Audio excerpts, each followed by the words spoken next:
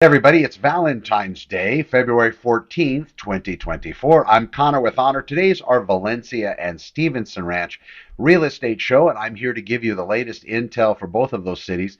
Both are within the Santa Clarita Valley, and I do weekly real estate shows.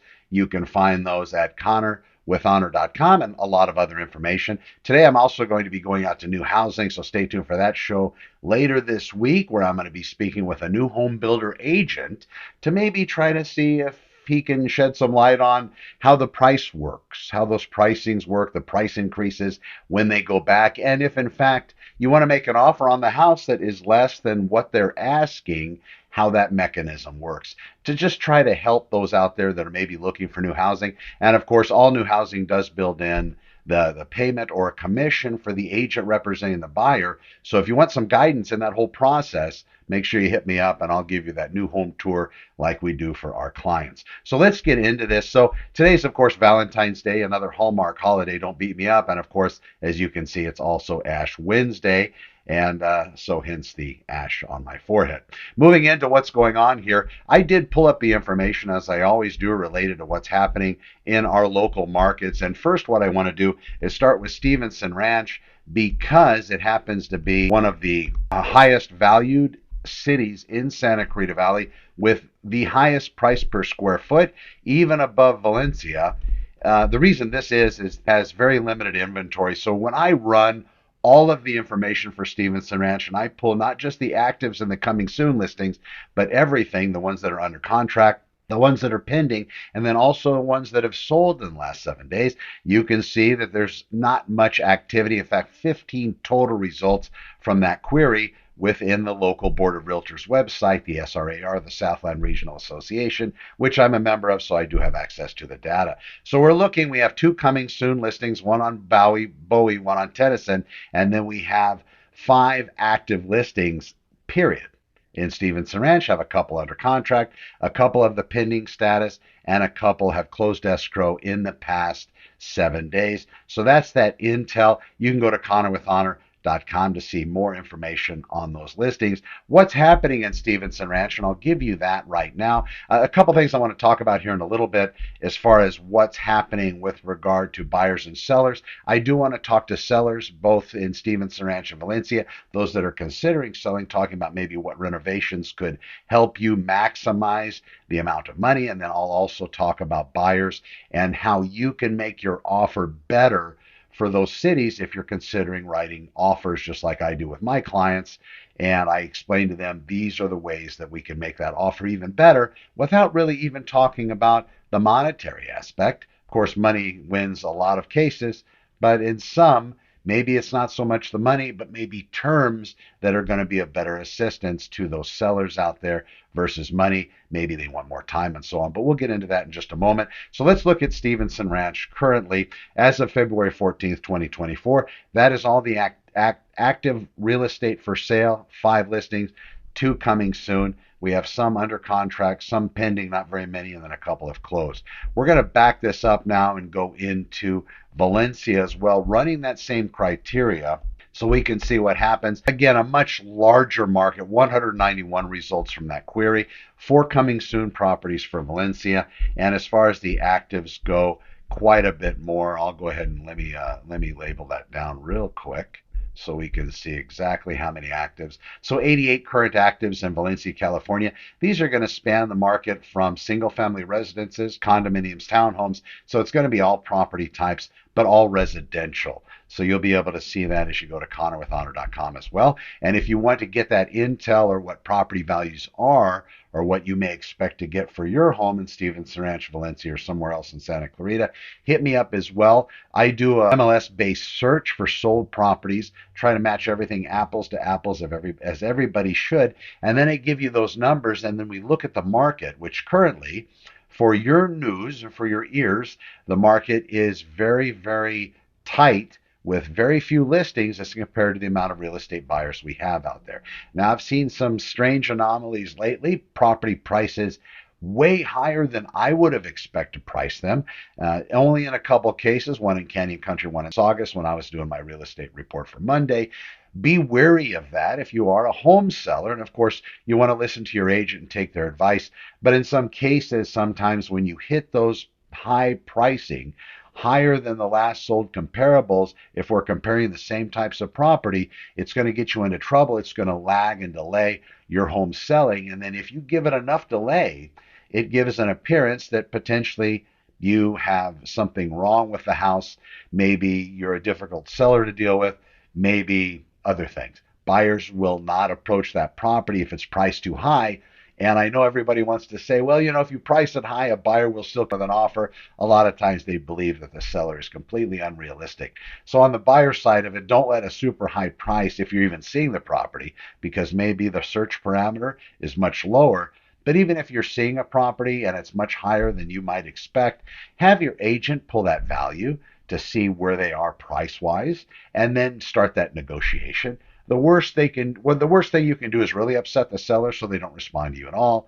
The best thing that could happen is maybe they come back with some kind of response because their whole motive has changed and now they want to get that property sold a little bit faster. So maybe you're in the right spot when that happens. Let me talk a little bit about the sellers in Stevenson Ranch and Valencia, what you can do to make your residences even better. And when you're getting your home ready for sale, I tell all of my clients very simple changes really mean the most as far as clutter, organization, returning those rooms to their original intended purpose. So if you have a bedroom, part of your house that's designated as a bedroom, and it's not some kind of a conversion, but a real true on the record bedroom, and you've maybe converted that to some kind of an office, maybe even pulled out a closet and put a computer inlay in there, or a computer desk, or whatever it may be. Something to consider when it comes to resale.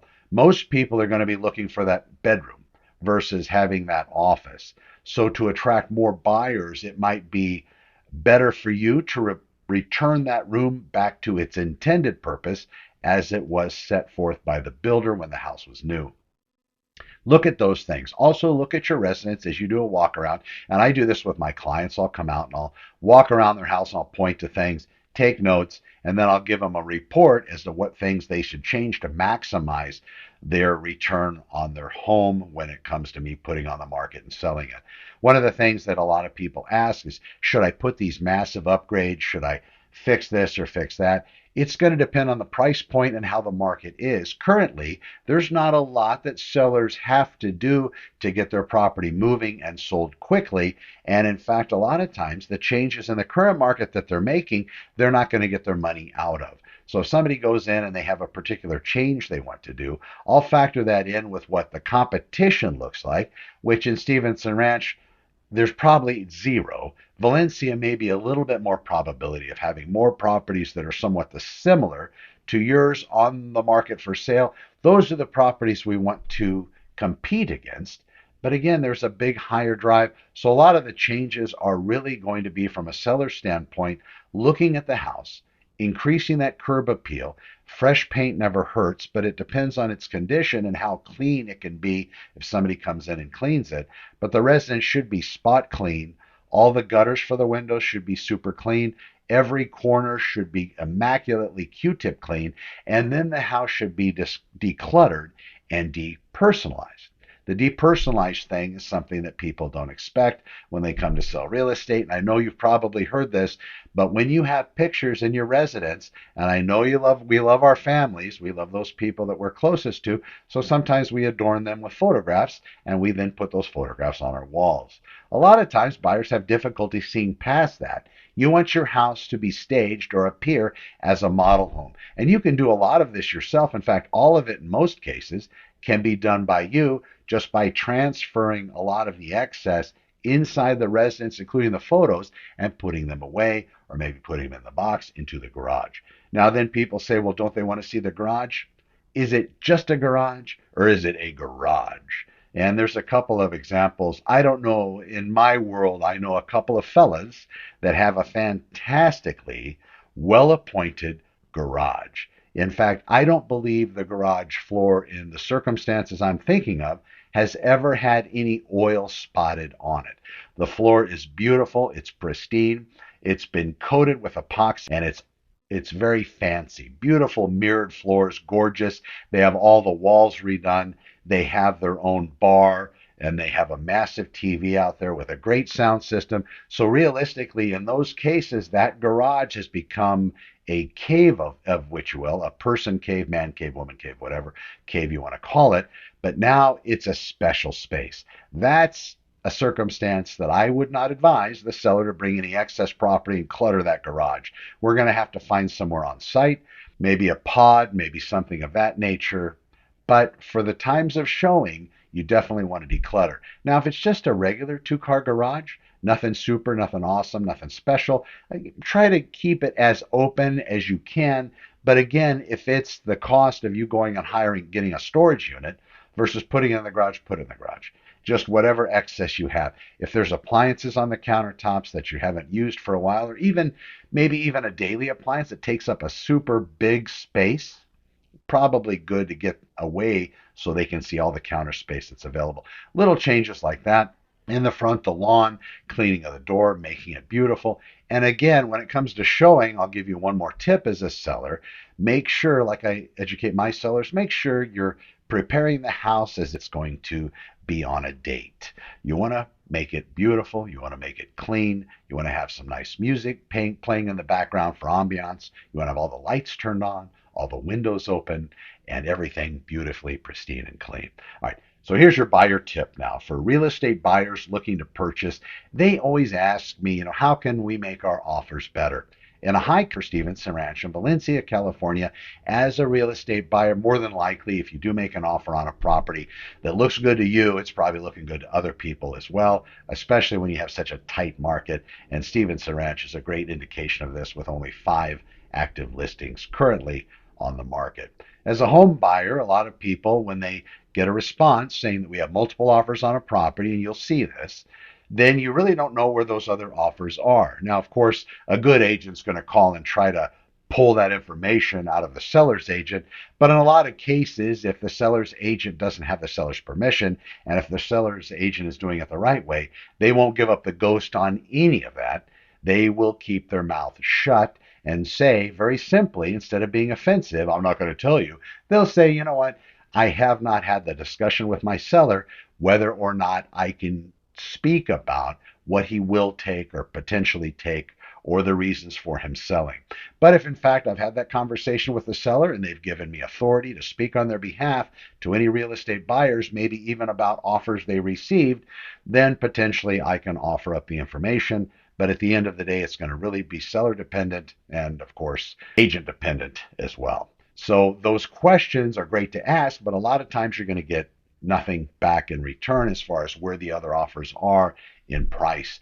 And in actuality, you might even know where they are at price during the original offer, but the counter offering period might be very short. So you might want to get in quickly, and you're not going to have time to even find out what those other offers coming back had changed. Maybe they changed the pricing, maybe they said they'll offer more, maybe they changed the deposit amount, making their offer look stronger. Maybe they went in with some kind of financing that wasn't as solid as another type of financing, thereby them having the wherewithal to have the better financing. Maybe that's what they changed to. The thing that you want as a real estate buyer is whatever type of offer you're going to submit, make sure your agent does it by the numbers, because they might only get one shot at sending in that offer. It has to be complete. So it should be a complete package. It should have the lender's pre-qualification, and hopefully not just any pre-qualification, but an actual processor approved qualification, something that's been run through the system with the underwriter, so you have an underwriter approval. Now, these approval letters come on pieces of paper. And right now, the deep fakes and AI, there's some pieces of paper being generated that aren't worth the paper they're printed on. That's why it's up to your agent, as a good agent will, just like I do, is I make sure I reach out to that lender on that pre-approval letter as I'm going through the offers prior to presenting to my seller, just so I have the intel on who they are. And if I call up that lender and say, hey, Brenda, Connor McIver with Realty One in Santa Clarita. I have an approval letter for Mr. and Mrs. Joseph and John Smith. How's that going to work? How are they? And if Brenda says, well, hold on a second, let me see what's going on, that's an indication, especially if I get feedback from the agent that they've been in touch with a lender and this pre-approval has a date that's incredibly recent, but they don't recall. There could be an issue here with actually what's on that letter. So the thing is, if they say, oh my gosh, the Smiths, they're great, they're a great couple, they're wonderful people, love that, they have great credit scores, they have firm employment, they have great funds, it's a down payment. This all makes me feel very good, so I can take that back to my seller and I can offer them that and say, this is what I found out from the actual lender on this offer, this offer, this offer. But this offer, when I called the lender, they had no idea who I was talking about. And in fact, when I talked to them about the pre-approval letter, it took them for them to do their research and call me back before they had information, but their information was limited. They didn't tell me about employment. In fact, they didn't really know. And they didn't tell me other things that were critical. That's important if you are a real estate buyer. Make sure you go in fully loaded, loaded for bear, as Dad used to say, and make sure that you have your agent follow in suit accordingly so they're turning in a smart offer and not overtaxing the system by doing something that's outside of the purview of the way the market is sitting currently. Right now in Santa Clarita, Valencia, Stevenson Ranch, definitely a seller's heavy market, meaning there are very few listings and a higher buyer drive. So as far as your update, that's where we are in Stevenson Ranch in Valencia, California. Super tight inventory. Rest of Santa Clarita Valley doesn't have many more listings either. You look at the cities of Castaic, Canyon Country, Newhall, and Saugus. Again, those listings aren't very many. If you want to search online, do yourselves a favor, just be wary. Don't give up any personal and private information. You will be contacted ad nauseum by so many real estate agents, lenders, grocery store clerks, insurance people. Wherever your information is going to be sold, that's who's going to hit you up. The best place to get those searches for real estate are through that local agent. I appreciate everybody watching. We will be back on Friday with an open house broadcast, and I try to do these shows every day to educate people in the real estate realm, and some of it's repetitive, but it's all good info. If you have an idea for a show, you want something explained to you about how things work in real estate or what to expect, I am Connor with Honor, and I would love to get that question. Just send me an email, connormciver@gmail.com, and you'll find that a form that you can fill out at connorwithhonor.com. Thanks for watching. It is my pleasure. Bless you on Hash Wednesday, and may you go with God and go in peace. Talk to you soon.